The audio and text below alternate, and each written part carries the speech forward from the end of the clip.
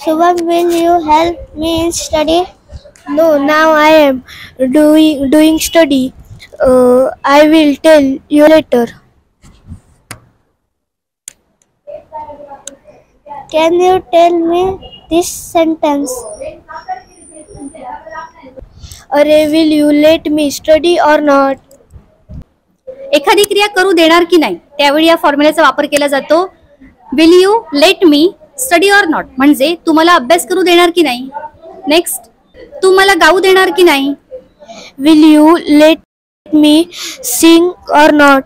तू मला खेळू देणार की नाही. Will you let me play or not? तू मला खाऊ देणार की नाही. Will you let me eat or not? आता एक वाक्य तुमच्यासाठी.